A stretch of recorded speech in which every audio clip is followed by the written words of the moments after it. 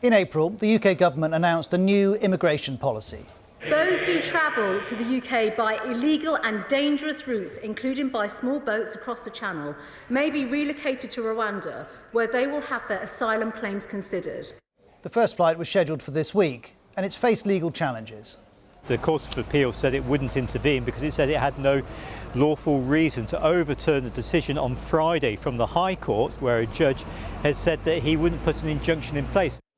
Tuesday's flight goes ahead, but this matter isn't going away. The policy faces a judicial review in July, and while that process plays out, many people are still cramming into small inflatable boats and making the journey from France to England.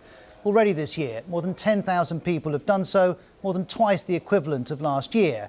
Most arrive with the help of people smugglers, most will apply for asylum, many will be accepted. But the government wants to stop people reaching the UK illegally, and the plan to fly some arrivals 4,000 miles to Rwanda is part of that. This innovative approach, driven by our shared humanitarian impulse and made possible by Brexit freedoms, will provide safe and legal routes for asylum while disrupting the business model of the gangs.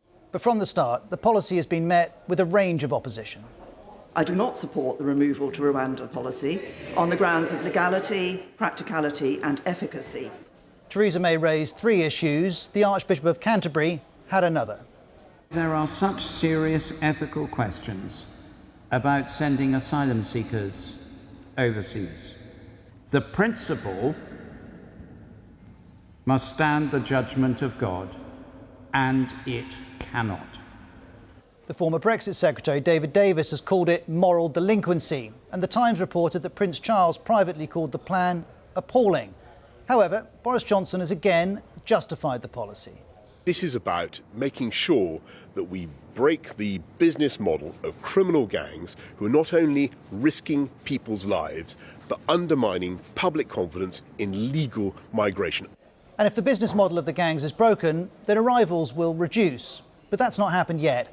Since April, over 3,500 people have made the crossing. Numbers haven't dipped at all, though, as this French official emphasises, it's early days. I think it's too early to measure the impact.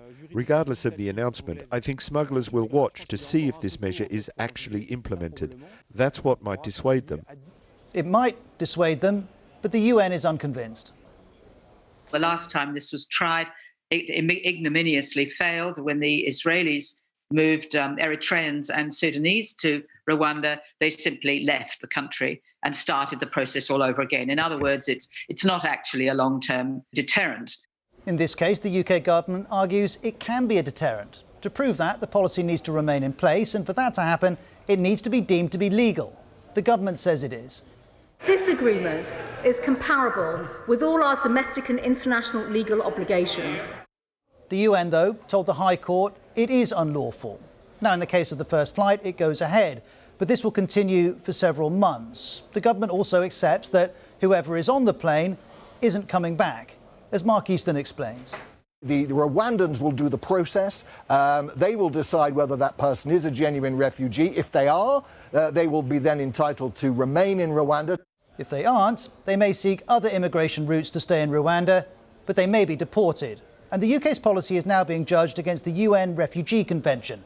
The UK is a signatory. It reads, no one shall expel or return a refugee against his or her will in any manner whatsoever to a territory where he or she fears threats to life or freedom. And that brings us to Rwanda as a destination. They'll have to be dragged onto planes. That happens now with people who the Border Force are trying to deport. And then when they get there, there'll be all kinds of questions about their treatment and the decency of their treatment. Those questions connect to how Rwanda's longtime president, Paul Kagame, runs the country. Last year, a UK official noted the lack of a credible independent investigation into allegations of human rights violations, including deaths in custody and torture. But Home Secretary Priti Patel has pushed back at how Rwanda's role's been questioned. She told The Telegraph there are undercurrents of just sheer xenophobia. And this is the Rwandan government's position. We're a safe country. We're a country that's welcoming to migrants and refugees. We've hosted more than 130,000 refugees. Some have been here for more than 25 years. Even if the policy is safe, legal and moral, there are also questions about cost. We can't ask the British taxpayer to write a blank cheque to cover the costs of anyone who might want to come and live here. The UK is currently spending £4.7 million a day on hostels for asylum seekers. Boris Johnson wants to reduce that by reducing arrivals. And while the Rwanda plan is supposed to do that, there are costs here too. There's an initial £120 million as part of an economic transformation and integration fund for Rwanda. There's also flying people there. The Times reports that it's estimated it'll cost between £20,000 and £30,000 to remove each asylum seeker to Rwanda. The Guardian reports the Home Office says the cost per person will be comparable to current processing costs in the UK. And in April, one senior civil servant wrote to Priti Patel telling her, "I do not believe sufficient evidence can be obtained to demonstrate that the policy will have a deterrent effect significant enough to make the policy value for money." And these doubts led to the government doing this. Officials in the Home Office weren't able to precisely quantify the potential benefits of this plan, and so they weren't able to approve it. And so the British Home Secretary Priti Patel had to use a technique called a ministerial direction to actually get the policy signed off. The Home Office couldn't precisely quantify the benefits, and this was the opposition Labour Party. This scheme is completely unworkable, deeply unethical and extortionately expensive. Asked how Labour would stop the people traffickers, Sir Keir Starmer replied, "Have a proper plan with the French authorities and a proper plan for upstream operations to intercept these groups before they even arrive on the north coast of France." And while Labour makes its case, the government highlights 7 safe and legal routes that already exist to access the UK and claim asylum. It points to specific policies for Afghans, Ukrainians and people from Hong Kong. But the charity The Refugee Council argues that in fact, for the vast majority of refugees, there's no safe way for them to seek asylum in the UK. And as we see the government's asylum policy being fought over, some believe perhaps this was the goal. Tory MP Jessie Norman says the Rwanda policy is ugly and accuses Boris Johnson of seeking to create political and cultural dividing lines. Mr Johnson denies this, but whether by design or not, this policy is causing division, with critics alleging a lack of compassion and the Prime Minister responding like this.